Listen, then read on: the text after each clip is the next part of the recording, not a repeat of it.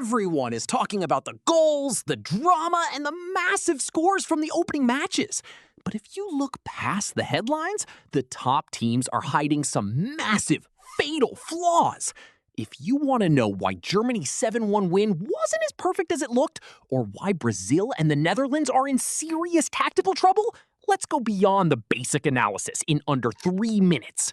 First up, Brazil versus Morocco. The mainstream media is focusing on Vinicius Jr. saving the day. But the real unspoken crisis? Carlo Ancelotti's broken transition structure. Because Morocco's mid-block completely choked the central passing lanes, Bruno Guimaraes was forced to drop practically in line with his center backs to even touch the ball. This created a massive 40-yard vacuum in Brazil's central midfield. To compensate, Vinicius and Rodrigo had to drop incredibly deep into their own half just to receive possession. That completely neutralized their elite pace in the final third. Brazil didn't struggle because they missed Neymar. They struggled because their build-up shape structurally disconnected their attack from their defense. Next, the Netherlands versus Japan. Everyone is blaming Ronald Koeman's defensive substitutions for throwing away that 2-1 lead. But the actual tactical disaster? The complete collapse of their rest defense triggers. When Koeman took off his wingers, the Dutch didn't just get defensive, they stopped pressing Japan's center backs. This gave Japan's ball-playing defenders all the time in the world to launch unchecked diagonal long balls. Because the Dutch midfield failed to shift and protect the half spaces, their exhausted fullbacks were left entirely isolated in 2-on-1 situations.